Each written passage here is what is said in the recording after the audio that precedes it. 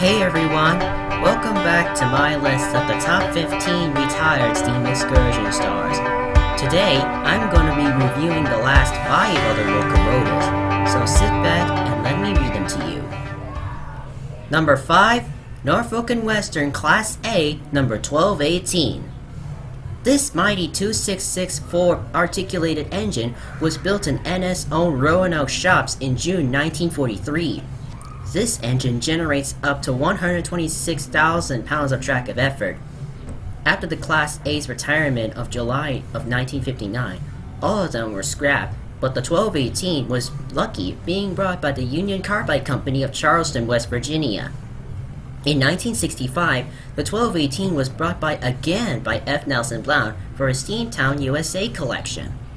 3 years later, its owner and Norfolk & Western are restoring 1218 in their Roanoke shops and put back on display La Santa Park 3 years later. In 1982, NW merged with the Southern Railway to create Norfolk Southern, began using J-Class locomotive 611, but they need a more powerful steam engine. So on May 10, 1985, two NS diesels moved 1218 out of the park to the Irondale, Alabama shops, so he will be restored like CNO 2716, which was brought back to life. In 1987, the 1218 was moving for the first time in 28 years and ran alongside with Southern Railway 4501, NS 611, and Nickel Blade Road 587, and many others. However, 1218's excursion career won't last longer.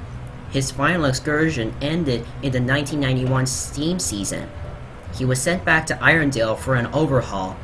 Sadly, after William and Robert Clater both passed away, much unwanted change came to the program during the 1994 season.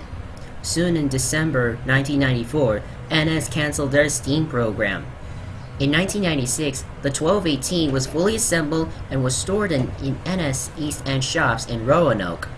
In 2001, the engine was donated to the city of Roanoke and displayed with 611, where it was restored to running condition again.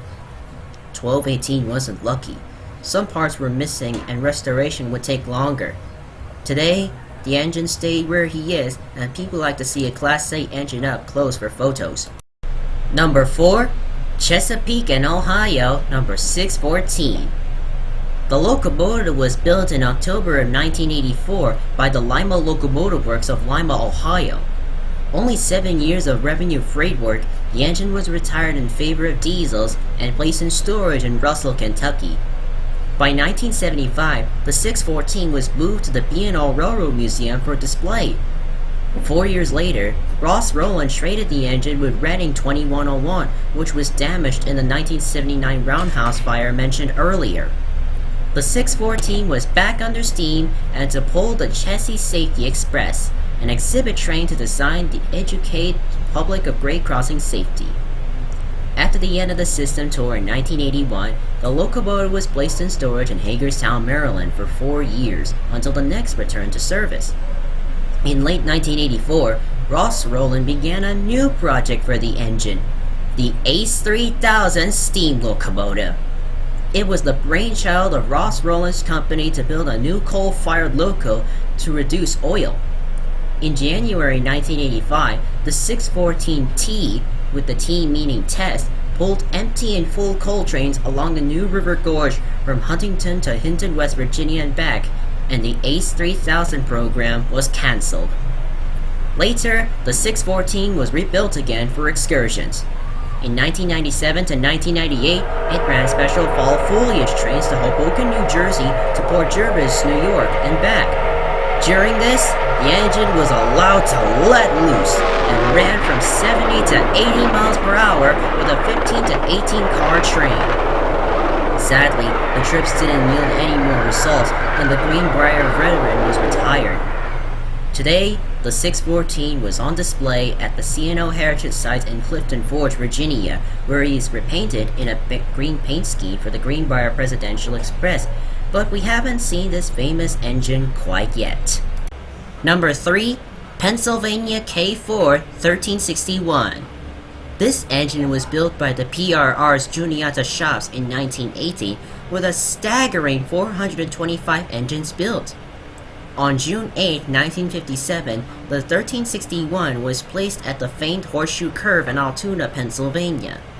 By 1985, the engines were removed from the display site to be restored, and a Pennsylvania GP9 diesel number 7049 stays at the curve today. 2 years later, the 1361 began excursion service on the main line. Unfortunately, things would take a sour turn for the engine. 1 year later, she suffered a catastrophic failure of the main bearing and driving axle. Beginning of 1996, the engine was disassembled and moved to the Steamtown National Historic Site in Scranton for rebuilding. The Pennsylvania state grants $420,000 to the project, but gave the additional $600,000 in 2000.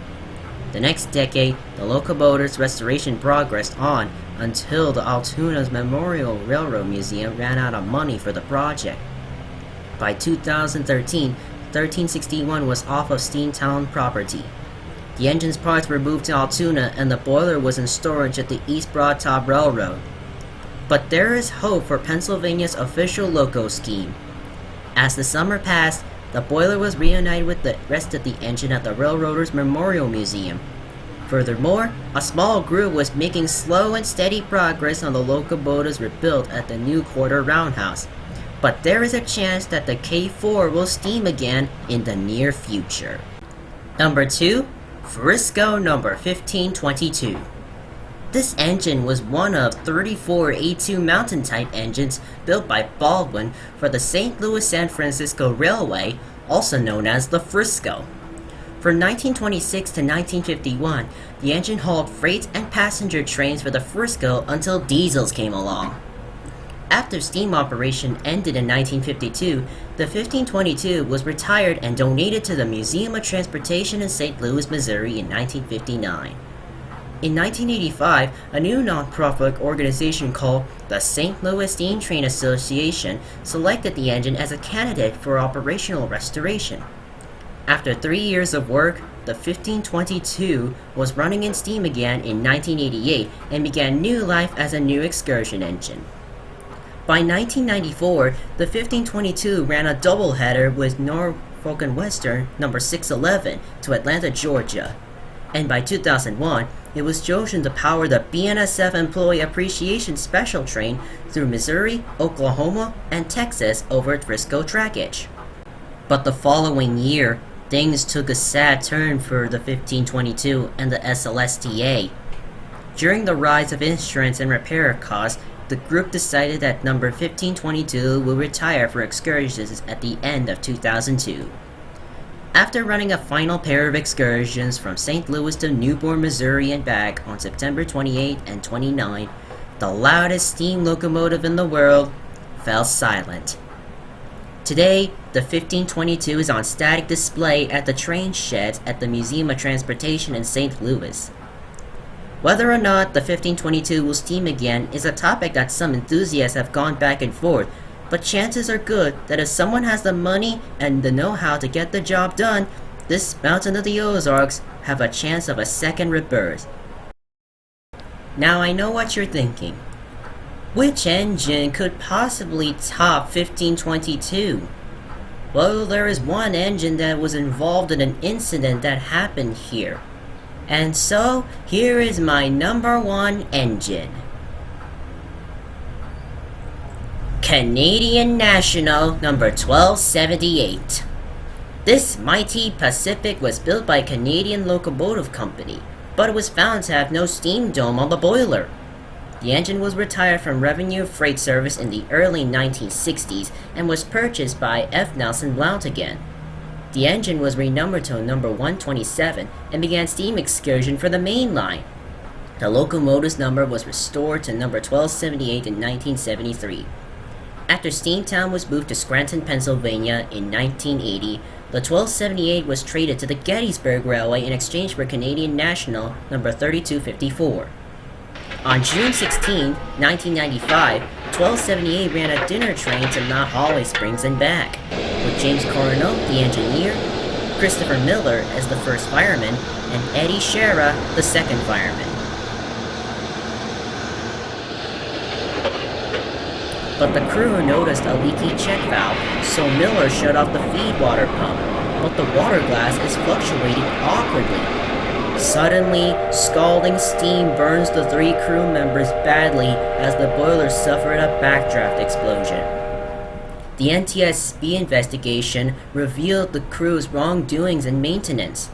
Among many issues, the spindle was clogged with scale completely, which displaced the water glass to display a water level that is much higher in the boiler. In 1998, the Gettysburg equipment was sold. As for 1278, it was brought by Jerry Joe Jacobson. Today, the locomotive enjoys a quiet retirement in the Age of Steam roundhouse in Sugar Creek, Ohio. The engine was somehow restored, but has to be operated. But for now, it sits and waits. Thanks for watching this video. If you do, like and subscribe to my channel. And remember, every little donation goes a long way. So, I wish you all good luck and keep on steaming. Goodbye!